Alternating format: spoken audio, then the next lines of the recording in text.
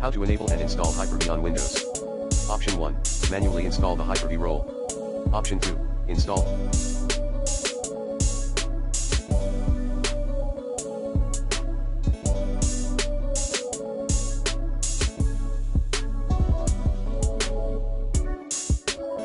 Hyper-V with PowerShell. Command. Enable Windows optional feature online feature name Microsoft Hyper-V all. Option 3. Install Hyper-V with DISM. Command. DISM/online/enable feature/all/feature name Microsoft Hyper-V.